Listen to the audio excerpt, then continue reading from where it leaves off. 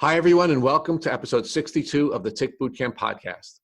The title of today's interview is Lyme Taught Me to Validate Every Patient, an interview with Dr. Lindsay Vose.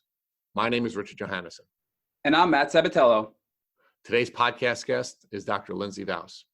Dr. Vose is a 24-year-old woman from Enfield, Connecticut. She graduated from Quinnipiac University in May, where she earned her doctorate in physical therapy. In 2013, during her freshman year in college, Lindsay Vose began to exhibit symptoms of a tick disease. She went from being a very active person running in marathons to not being able to run a single mile. She also developed food sensitivities, swelling in her joints, and brain fog that made it difficult for her to study for exams. Dr. Vose knew something wasn't right and saw doctor after doctor until her mom, a nurse, recommended that she visit a naturopath. There, she tested positive for Lyme disease. Since then, Dr. Vose has been on a journey to listen to her body and find a treatment protocol that works for her. Lindsay Vose's personal Lyme disease journey is something that she knows will shape the rest of her career, as she now makes it a point to listen to and validate her patients, no matter how big or small that pain, which ultimately allows her to form a deeper connection with each of her patients. Hey, Dr. Lindsay Vose, and welcome to our program. Hi, Rich and Matt. Thanks for having me. We'd like to talk to you a little bit about what your life was like before you were diagnosed with Lyme disease. Can you share with us where you grew up and what your life was like as a child? Yeah, so I'm 24 years old. I grew up in Enfield, Connecticut. I grew up playing sports, ice hockey. That was a big thing in my family. I grew up playing all kinds of sports, soccer, running. Running was also another big thing. But we were always active. We were really close family. We went to all each other's games, and also school was really important. My parents always made it a priority, but I always loved school, and it was a motivation to go to school and play sports, and that was kind of really our life before that. So, Lindsay, where did you go to high school? I went to Fermi High School. So, have you lived your entire life in Enfield, Connecticut? Yeah. And after you graduated from high school, did you go on to college? I did. I went to Quinnipiac University in Hamden, Connecticut, and I entered as a freshman into the Department of Physical Therapy doctorate program. And why did you decide to go to Quinnipiac University? What was your goal when you applied to and ultimately went to Quinnipiac? So my ultimate goal was to go to school for physical therapy. And at the time when I was applying to colleges, you had to get your doctorate. And there were multiple schools, either in Connecticut and Massachusetts, that I applied to that had a doctorate program where you went undergrad for 3 or 4 years in the school, and then you went right into grad school. And Quinnipiac was the school that ultimately gave me the most money and that I got in. So I also loved their facility. They had a brand new medical school that they were still in the middle of building, but finished by the time I got to grad school. And their professors, their program was just very focused on building all around good clinicians. So it's my understanding that you went through an accelerated program where you spent 3 years as an undergraduate, and then you went on to your graduate work and completed your PhD, or is it a PDT? What is the name of the doctorate that you had gotten after 6 years? So yeah, I went on undergrad for 3 years. So I took some classes in the summer just to accelerate it, so I didn't have to spend the 4 years in undergrad. And then in grad school, after 3 years, you get a doctorate of physical therapy. You could, if you do extra schooling, you get a PhD, but in terms of just graduating from that 6-year program, it's a doctorate of physical therapy. That is the degree that you graduated with after 6 years at Quinnipiac? Correct.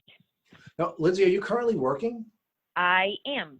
Right now, I am working at a outpatient clinic in Farmington, Connecticut, and right now, I'm only working part-time because I'm also studying for my boards exam. So physical therapists have to take a certification boards exam to get their full license in whatever state that they're practicing in. And mine is coming up on October 24th. So I'm kind of just grinding through, but I'm also working at the same time.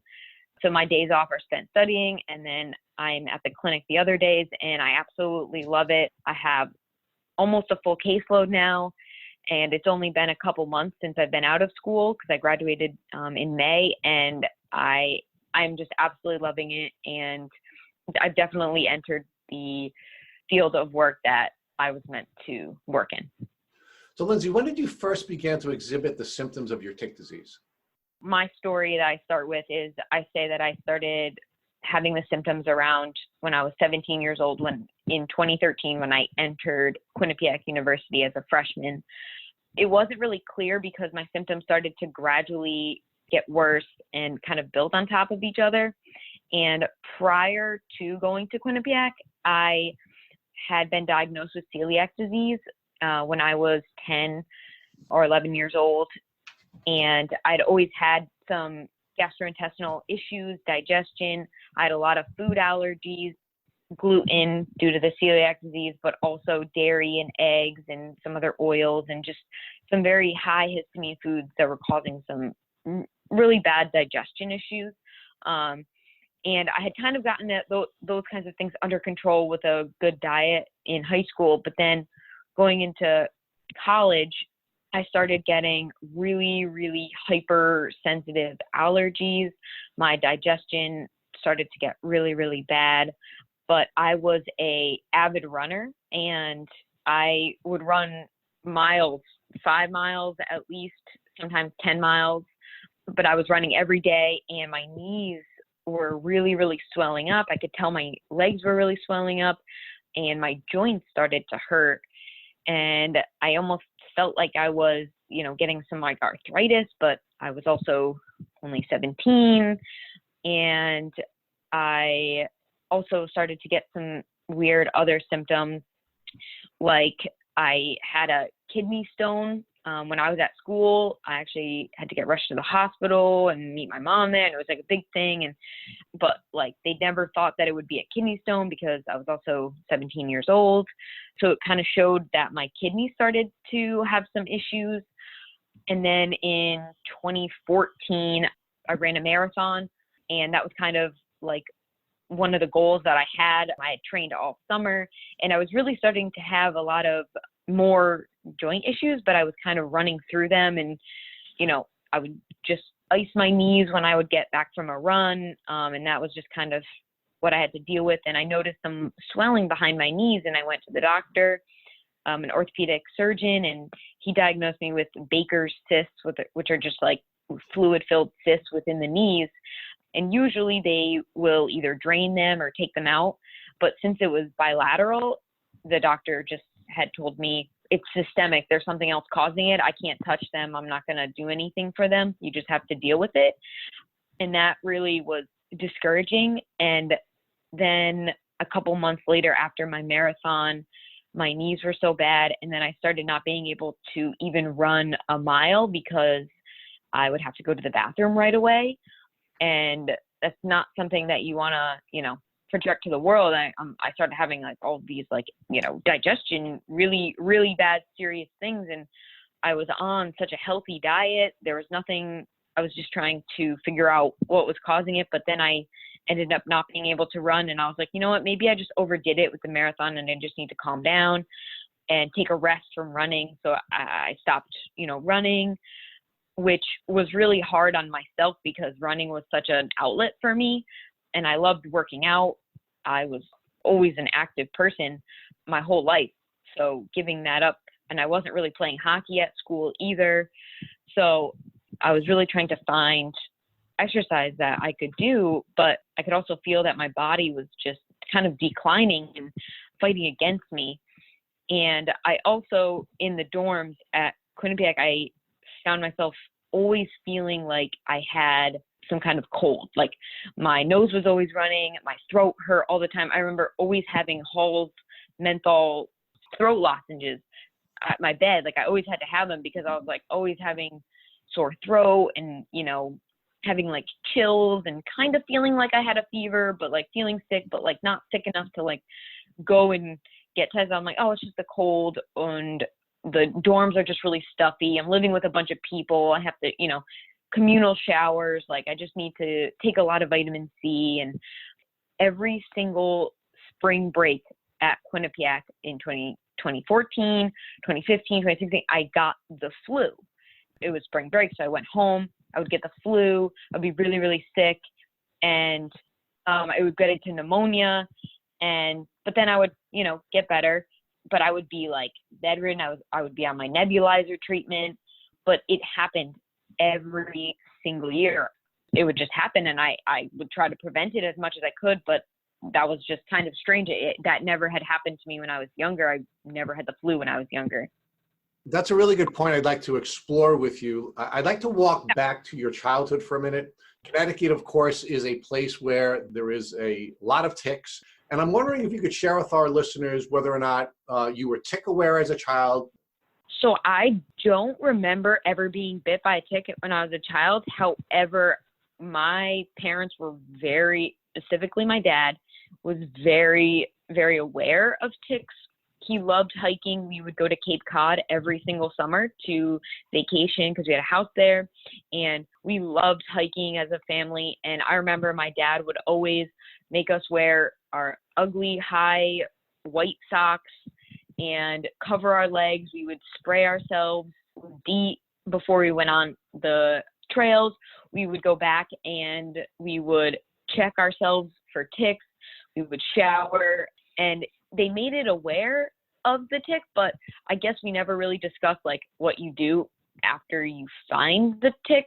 All I knew about it was that you find it, you go to the doctor, you tell them you have the tick, and they put you on antibiotics for a couple weeks, and that was it. Prior to going to Quinnipiac, I never had realized that I ever got bit. Now, Lindsay, I understand that your illness began to progress more aggressively when you were at Quinnipiac. Do you recall ever being bitten by a tick when you were either hiking at Quinnipiac or running at Quinnipiac? And were you still doing tick checks when you went to college? I definitely still did tick checks when I was at college, and Quinnipiac is right across the street from a huge hiking mountain, Sleeping Giant, and we would hike it probably every day. There are so many different trails. We would have classes up there. We would be, in the dirt, in the trees. And I was aware of the ticks, but I never really took a lot of preventative measures. I mean, as a college student, we didn't really I didn't have the bug spray in my dorm, but I'm always a person who gets bit by mosquitoes, like bug bites, all the time. Like if we go anywhere, like I'm always getting bit by bugs, and nobody else is. Like I'll get 5 or 6 on my legs, and nobody's like, oh no, I didn't even know there were mosquitoes or bug bites, and I'll get them on my legs. And I do remember it was right when I moved in to Quinnipiac, probably like first week. I remember getting bit on my knee, like right on the side of my knee. I thought it was a mosquito bite, and it acted like a mosquito bite. It was itchy. There was no bullseye rash, but it was itchy, and it would like really, really persistent itchy, and it like wouldn't go away. And then it became like this ball of like kind of like scar tissue, and it turned kind of dark color, and it was like a kind of like a brown, but I never really thought anything of it. I was just like, it was a bug bite. I itched it too much, and that was it. And then it was kind of growing a little bit, and it was probably half the size of a dime, but I really started to notice it because I would cut it when I would shave, and it would like bleed. And I'm like, but there was nothing. And I showed it to my doctor, nothing. Yeah, it's fine. It was just a bug bite, whatever. And then I kind of just ignored it.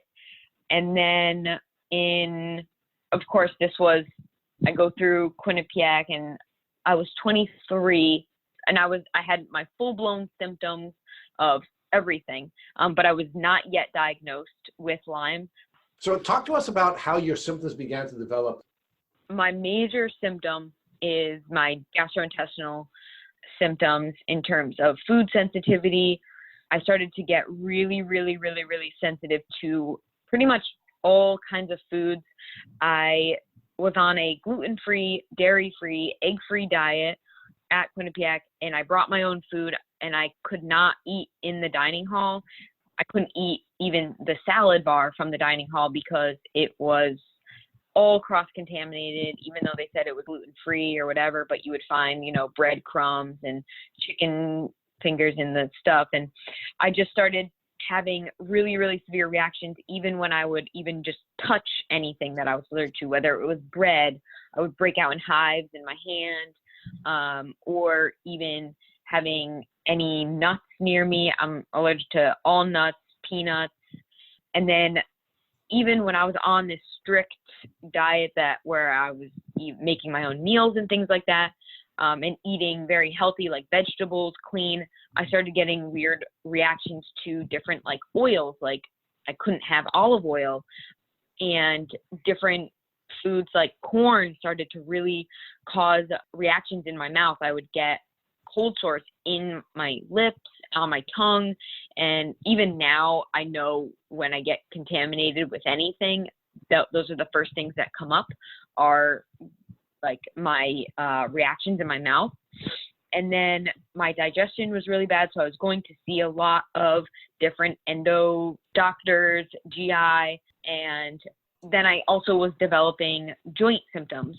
So I had a lot of joint swelling in my knees, in my feet, my legs would swell, my hips would hurt. I would have weird muscle spasms, weird muscle twitching. I also had chronic migraines all the time. My vision kind of started, I would get floaters in my vision. I started to get some kind of like memory loss where I noticed studying for exams weren't as easy as they used to be. And I would kind of get foggy. And then I also kind of towards when it started getting really serious, I started getting night sweats and burning pain in my legs and this like nerve numbness in my legs and a lot of atrophy in my muscles. And I had been losing a lot of weight from both the digestion issues and me. Now I couldn't work out because I was just in pain all the time, very fatigued. And yes, I was stressed at school, but all of these symptoms were kind of just all adding up. So Lindsay, you started with celiac disease when you were 11 or 12, but then when you went to college in 2013, 14, you were getting really, really worse food allergies aside from gluten. And so much so where if somebody who touched bread touched you, you would have hives just from them touching you after they had eaten a slice of bread. And then your symptoms developed even worse into having severe migraines and other physical symptoms in addition to your GI symptoms. What were all of your various doctors saying throughout your college career? What was the root cause of these symptoms? Well, I had various doctors telling me what they thought was causing that one specific symptom. And honestly, looking back, I don't think any of them really knew what was going on, and they just kind of gave it their best guess, but never really told me that they didn't know. I had seen at least 4 different gastroenterologists around Connecticut, and I even went into Boston because they weren't giving me answers. A couple gastroenterologists were telling me they did multiple endoscopies, colonoscopies on me, and they really thought I had Crohn's, but they just said, oh, you have colitis, because they found some bleeding in my intestines. Oh, it's IBS. Oh, it's IBS-C, constipation. And then it would be IBS-D with diarrhea. But they were kind of just naming these things. And I went to Boston to see one of the top gastroenterology places, and he couldn't even give me an answer. He thought I had lupus. He was doing all of these other tests on me, and he thought, oh, you have SIBO with the bacterial overgrowth. And then they started changing my diet more of low FODMAP and low histamine and low fiber for easier digestion. And I went to an orthopedist for my knees, and he was saying I had Baker's cyst, but didn't know what it was causing, and he wasn't going to touch them because he thought it was systemic. My primary care physician, who was my pediatrician growing up, so he knew me from when I was a baby, he told me that it was in my head, and I had anorexia and I was choosing to have this pain, and it was because of stress. And he gave me anti-anxiety meds that I took once and made me go crazy. He said I had chronic fatigue syndrome. So it was pretty much all these doctors naming these things, just naming my symptoms. And yeah, maybe I did. Those were accurate diagnoses. However, nobody could tell me what they were going to do for them. I remember coming back from doctor's appointments with my mom, and in the car, we were like, okay, they gave us this, but what are they going to do for it? Nothing. I would tell them that I had muscle twitching and they would ignore me. I told them I had nerve pain and they wouldn't even touch upon that. I think what you're describing here is very typical for the Lyme patient, where you go to various specialists and they hone in on a particular subset of your symptoms and they diagnose you based on that subset. But that diagnosis doesn't include your other symptoms. So for example, you were being diagnosed with GI-related issues, which had nothing to do with other symptoms you had, like your migraines and brain fog and nerve pain and night sweats. So you were really being pigeonholed into these illnesses that fit into the criteria of these specialists, but none of them really made any sense. And then you realized that this is not the right diagnosis and kept pushing forward for a proper diagnosis, it sounds like. Yeah, correct. Another key point I want to touch on is you were on antibiotics twice before you got diagnosed with Lyme eventually for various other diagnoses that you received before Lyme. Did you feel better or worse with those antibiotics? Because we know certain antibiotics will help treat Lyme, but they can also cause Herx reaction. So I want to understand how those antibiotics affected you pre-Lyme or pre-Lyme diagnosis, and if you think they had any impact on your overall Lyme disease. Yeah, so in 2015, one of the GI doctors thought I had SIBO, and one of the treatments for it is putting you on Flagyl, which is an antibiotic. And I remember going on it. I remember getting the diagnosis and being so excited, being like, okay, this is going to work. I went on the antibiotic and I felt worse for the 2 weeks. It didn't really help me. And the doctor, he was like, oh, I guess you don't have it. And he took me off of it. And we honestly never went back to thinking, oh, that it had any impact or that was anything to do with, anything else, except that we did research SIBO and that you can treat it with other antibiotics. And the doctor just didn't want to put me on them. And he didn't really do his due diligence, I guess.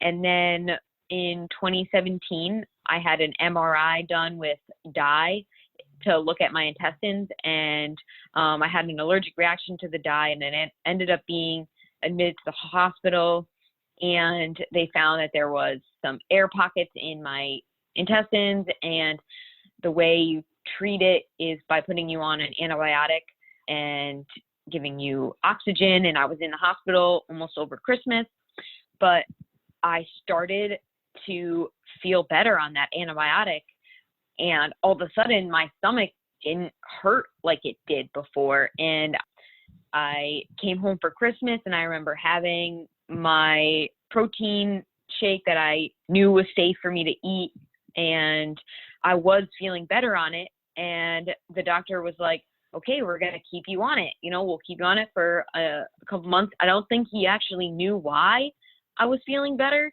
He was just like, okay, we found something. And then after 2 months, I remember being at school and starting to get severe nausea and throwing up at school every day. And I was like, oh God, I think it's this antibiotic. I need to get off of it. I've been on it for too long. And I called the doctor and he took me off of it.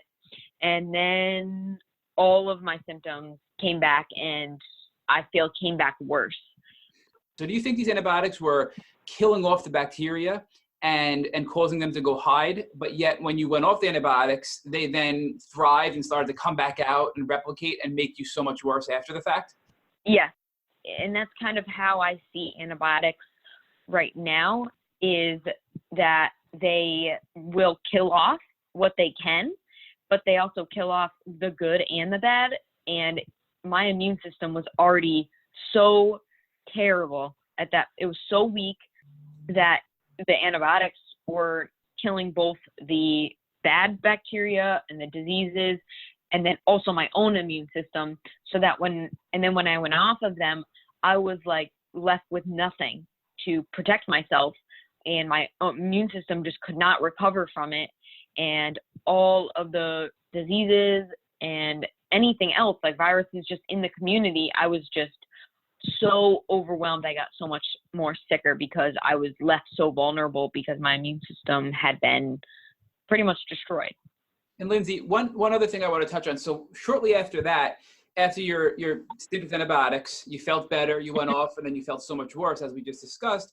You then had another doctor who thought you had lupus because they found very high ANA levels in your blood work, which are indicative of nonspecific autoimmune dysfunction. But you didn't have a positive lupus test. So can you walk us through that and what that doctor thought was going on with you?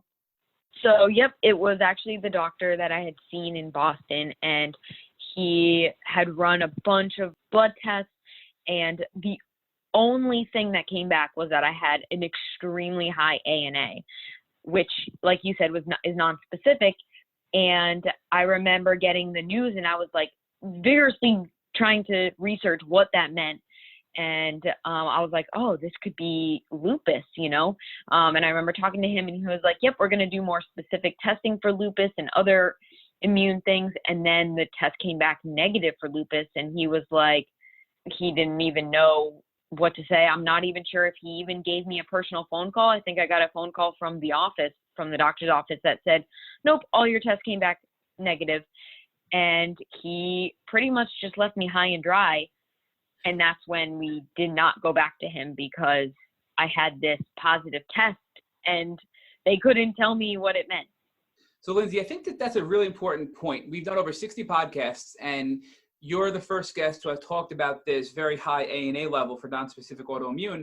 And I myself had that as well and went through this sort of troublesome period where the doctors didn't know what was going on. And I think that's just really another side effect of the Lyme, where you're having these high ANA titers and they can't figure out what specifically is causing it in the autoimmune world, and doctors just sort of are at a loss. So that's another indicator to think Lyme, I think, for our listeners, if they have an experience like that. But ultimately, you landed your Lyme disease diagnosis now shortly after that. So can you walk us through what doctor diagnosed you and how you felt when you realized you finally had Lyme disease? Yeah. So, of course, I'm going to give it all to my mom. My mom's a nurse, and she works with patients all day. And she has been the forefront of me trying to find doctors and trying to find answers. And if one doesn't work, we're going to the next one. We're going to find answers. And one patient told her about this holistic naturopath that they were seeing, and he helped them, you know, heal holistically. And I'm not really sure what they had, but my mom was like, there is this holistic doctor in West Hartford, and I want you to go see him. It can't hurt. Maybe he can put a new view on what's going on with you, because really we were at our wit's end because I just became so desperate, as many people struggling with Lyme and other illnesses do. You just become so desperate, you'll do anything. And I remember walking into the office, and he listened to me for 5 minutes, explain my slew of symptoms. And he was like, I think you have Lyme. We're going to do some testing. And of course, none of it's covered by insurance, but I'm very, very, very lucky to have the support that I do from my family to be able to go to these doctors and get the testing that I needed. And all I know is it wasn't the normal regular blood test that they do at the doctor's office that they would do for Lyme, because I had previously been tested for Lyme in my pediatrician's office probably a year or two ago, and it was negative. And I had told this naturopath that. I had said, oh, no, I'm negative for Lyme. And he was like, no, you haven't done the right blood test. It's going to take a very long time to get the answers, but, you know, you have to wait a couple weeks. But when it did come back, I had 6 out of the 10 bands positive. And I remember he had called me and said, come back in, we have your results of your test. And he didn't give me any information about what the test results were. And I walked into his office, and he's like, the first thing I want to show you is this is your packet of all the blood tests that we did, and you are positive for Lyme. And I remember him kind of continuing on and saying some other things, and I was just like breaking down in tears because I was just so happy that I had found an answer. And it was, I'll never forget the day that he, diagnosed me, because I was like, okay, oh my God, I found an answer. Like, I'm not crazy. This is real. But he was not a naturopath that had a lot of experience treating Lyme, and he wasn't really sure of how to treat it. He knew that he could do it through herbs or that you could do it through antibiotics. And he had asked me my preference, and I was like, oh, I need to go and talk to my mom because I have no idea what I'm going to do. Now I was so overwhelmed. And I remember going back to my mom and we talked about it, and I wanted to do the herbal route and I wanted to start treatment right away. And he started me on some basic herbs. He had like this proprietary blend that he had gotten from a company, and it immediately started working. I felt a lot better. And I say a lot better, just some of my symptoms were going away. I was able to like function during the day. And then I had met one of my professors actually at Quinnipiac, who I found out also had chronic Lyme, and she had been seeing a naturopath for 5 years, and she was finally healed. She was kind of back to her normal from prior 5 years ago, but she had the same kind of symptoms as me. And I remember kind of connecting with her, and I was kind of looking for another doctor to like really, I knew I needed more Lyme treatment because this naturopath that had diagnosed me, he was just not as experienced as I wanted. And this other Lyme doctor, I ended up seeing him, and now he is my primary. And I have made huge strides with him, and it's all herbal.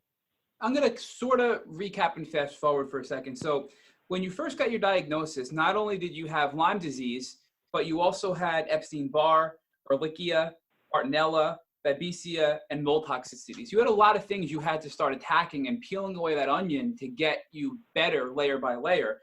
And your first naturopath helped a little bit, but was sort of, I'd say, a little inexperienced in the Lyme world. You found another naturopathic doctor through a professor at Quinnipiac, and then started a new herbal protocol while also focusing on detoxing. And the herbs, of course, were focusing on strengthening your immune system, killing off the bacteria, and also breaking down that biofilm, or that sludge that sort of protects the bacteria. But what I'm more interested to know about is, what type of detox protocols were you on while you were killing off all these toxins that you had in your body? Clearly you had many, many toxins.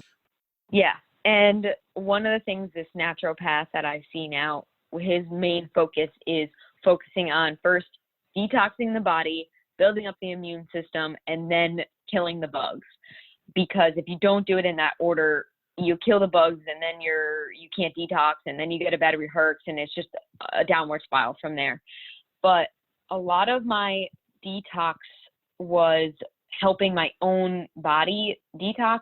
So your liver, your kidneys, and your lymph are like main places in your body that help to filter out any toxins in your body.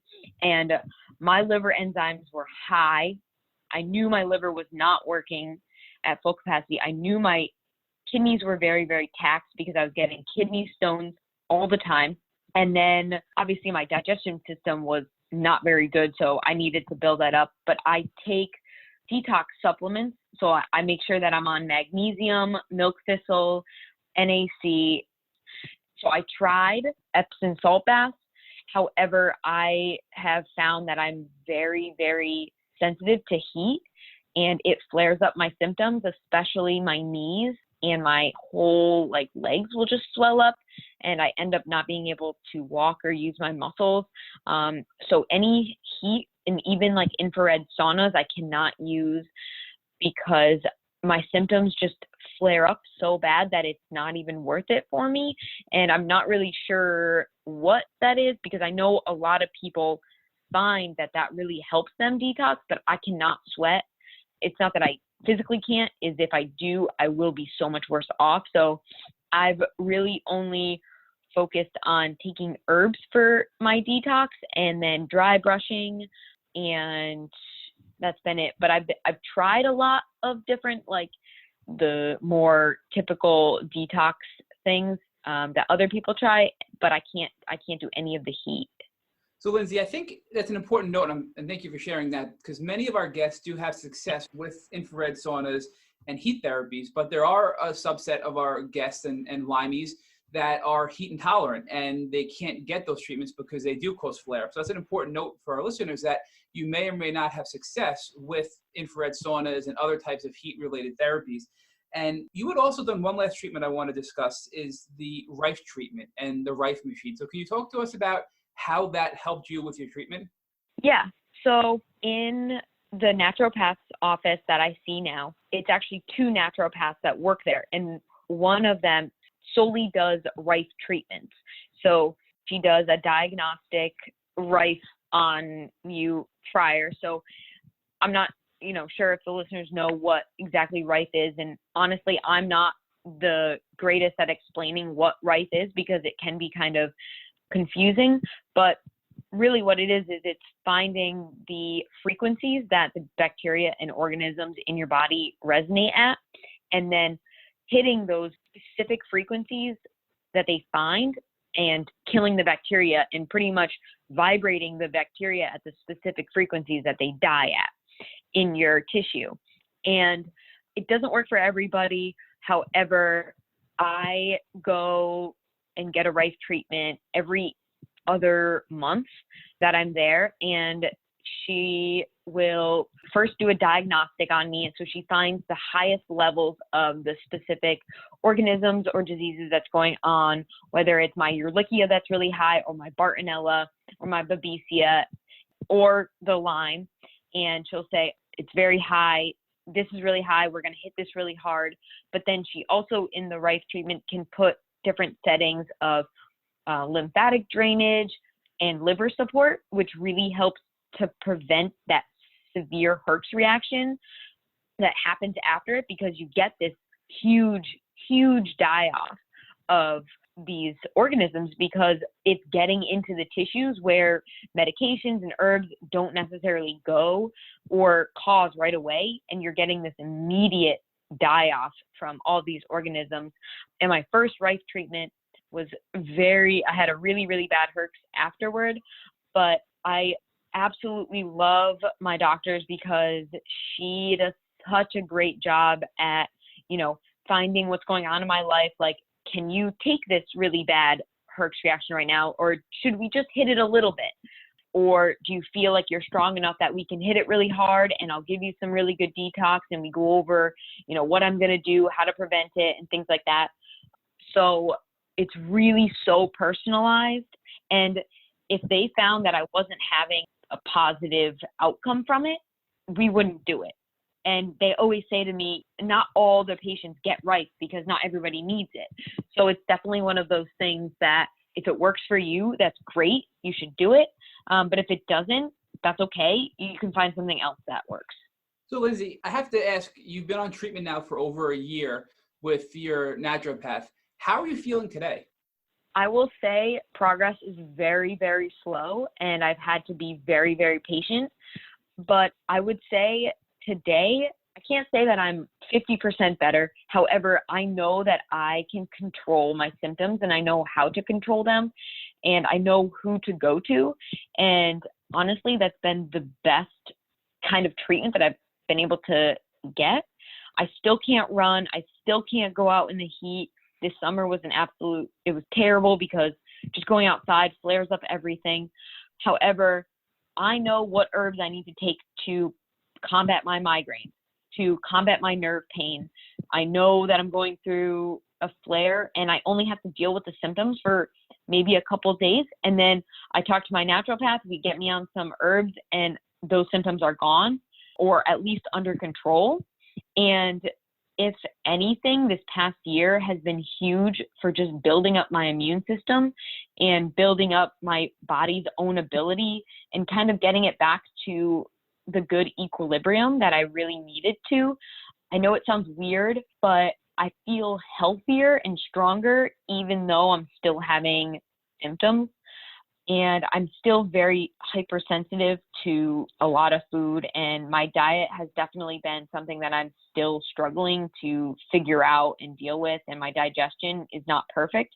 However, I am able to go to work during the day. I can manage my symptoms and know how to navigate through a flare-up and what I need to do for my body, whether it's I need to rest, I cannot overstress myself. I've learned to advocate for myself and put myself first and, kind of be a little bit selfish, because ultimately if I don't have my health, I'm nothing. So if I need to miss a social event, if I have to say no to family, they've been so supportive. They understand. And I know that this is going to be a long road, because I was sick for so long that I know this isn't going to be done in 2 days, but I've really built my own education in terms of what's going on and how I can combat it. So, Lindsay, I think that's a perfect transition to the next area of questions we'd like to ask you about. Can you tell us about how you're now different as a consequence of this journey? Now, I know tick disease journey stuck, but in the end, it seems like there is some beauty that comes out of this experience. Can you share with us what's been positive about this tick disease experience you've had? Yeah. So it's definitely changed my whole mindset about healthcare, about the body, and I've been able to have a more appreciation for life and the little things and not taking them for granted, spending time with family and friends. And I really had this whole symptom flare-up thing with Lyme through school and going through my graduate program and learning about the body and learning about all of these symptoms. And as physical therapists, our whole premise is treating the body holistically and treating it in non-invasive ways and learning how you yourself can heal your own body through nutrition, through exercise, and just knowing about what's going on and not just looking at one thing, because our whole body is connected. And if you have, one issue in one place, it doesn't mean that that's the only place that the issue is coming from. So, as a physical therapist, we're always taught that if you have a patient complaining of pain in one place, you have to first start centrally. You clear the spine, you make sure everything else is going on and nothing else is coming from upwards of the ladder. And I don't think that's how medicine is being approached today. I know there's a movement towards it right now, but right now you go to a doctor and they specialize in one thing. And if you don't fit their one little box, they will just send you on your way, or they'll lie to you and continue treating you, and knowing that they aren't really treating what's going on internally. They're treating the little symptoms of the headache. Take an Excedrin. Oh, you have some fatigue. Oh, here, take some energy boosters or something like that. And what is the main root cause that you're getting all of these symptoms? So yeah, you can name my symptoms and this is what's going on, but why? And why are you going through all of these things? And I've been able to take a new approach to looking at healing and how it is a whole mindset that you have to put yourself in order to get better. If you think that you're going to be sick, you will be sick. If you think that you're going to be better, you will find a way to get better. That's definitely changed how I even approach my patients in the clinic, is how I would want to be treated as a patient. All I wanted when I went to doctors was to be validated and for them to listen to me. And that is exactly what I do to my patients, no matter how little the pain is, how little they think that their issues is, or how big they are. I listen to them and I validate them and I'm empathetic with them, because I know how mentally taxing pain is and struggling. And even if it's just a little bit of an inconvenience, that inconvenience can play a significant role in somebody's life. And my goal is to educate patients on what's going on with their body, why this is happening to them. And I know I make a huge connection with my patients, and I attribute it all to my whole medical experience. If I didn't go through all the struggles that I did and that I'm currently going through, I would not be able to connect with my patients as well as I do. Now, Lindsay, we'd also like to talk to you about the work that you're doing outside of the work with your patients, because you've also begun to create an outreach program through social media to share your Lyme experience. Can you share with our listeners what motivated you to begin your outreach on social media? Yeah, so I started Instagram just kind of telling my story. And what's interesting is I actually started my Instagram before I was diagnosed with Lyme. And I was really in the thick of my symptoms and I felt very alone. You could be in a room with tons of people, but you feel so alone because nobody knows what's going on in your head and what you're feeling. So I wanted to share with the world. I wanted to connect with people because I knew I was not the only one going through this. But I really had started my Instagram because I had set out on a goal that I was going to make myself healthier and I was going to get active. And I kind of made it as like, I would, go to the gym and I was doing exercises that I thought I could do that were, pain-free, and using my knowledge from physical therapy to do low-level exercise. Maybe I wasn't running, and I really started to connect with people through like celiac disease and my IBS. And I know IBS is huge with a lot of people, that stomach issues and food is a really, really, really large topic right now in, media too. So I had connected with a lot of people who kind of were going through like some of the same symptoms. And I used the Instagram as like a check-in and to, kind of hold myself accountable because I really thought that I could heal myself and, really get healthy and get stronger. But then it kind of turned into me also sharing my struggles. And like I shared my whole hospital experience and all my doctor's appointments at my GI. And then I finally got this Lyme diagnosis and I was able to share it on my Instagram. And then I started making all of these connections with all these people who would reach out to me and say, oh my gosh, I have some of the same symptoms as you. I'm thinking I'm going to get tested for Lyme. Or I also just got diagnosed with Lyme. Like, what do you do?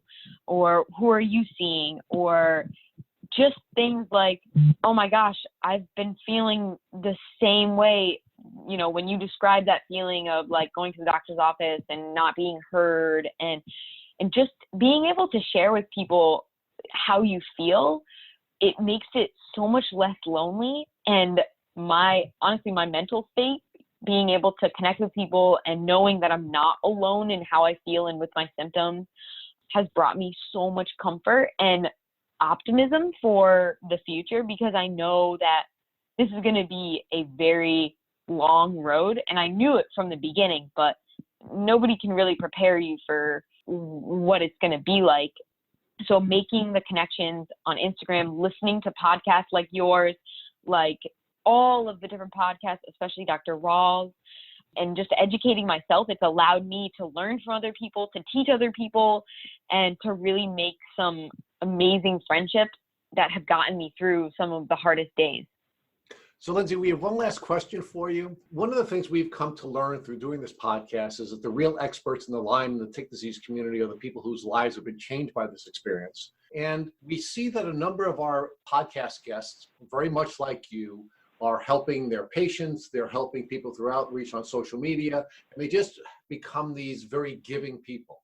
And what we'd like you to do is give one last piece of advice to the folks who are listening to this podcast if they find themselves in a position where they have a family member who is suffering from a tick bite. So if I called you tomorrow and said, hey, Lindsay, I found a tick biting me on my leg, what advice would you give me? So I would first say, you found a tick, immediately you need to go to the doctor. If you have the tick, bag it and get it to the doctor.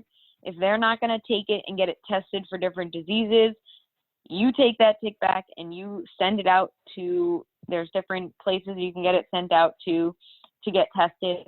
Make sure that doctor puts you on antibiotics, no matter if you test positive or negative for Lyme. Antibiotics have their, place in medicine. And even if you're not having the symptoms right away, you need to go on them.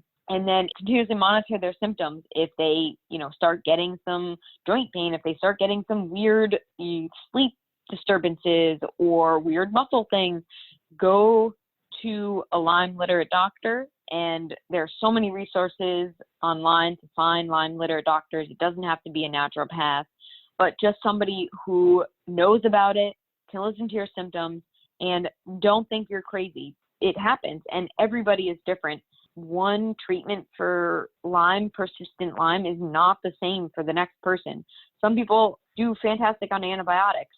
Some people don't. Some people do fantastic on herbal protocols, and some people don't. And some people take longer than others.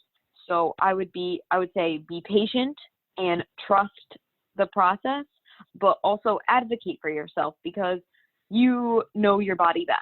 That's why I tell people, you know your body best, and don't let the doctors tell you that you're crazy or that this isn't, what's going on. And even if maybe it's not Lyme, it's another tick disease or a mold toxicity or a sensitivity to something else, don't give up until you feel better, because you are worth it. And without your health, you can't do what you want to do.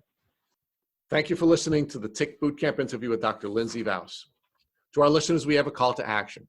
First, if you'd like to learn more about Lindsay Vose and her tick disease journey, please visit her Instagram at Linds, LANDS_VOSE.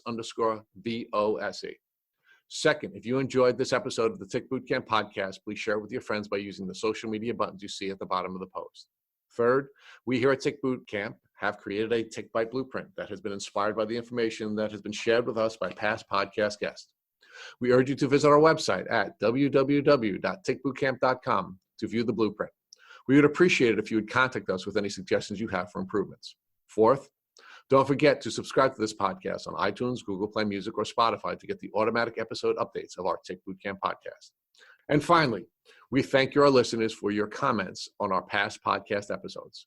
Please take a minute to leave us an honest review on iTunes, on Instagram, or on our website.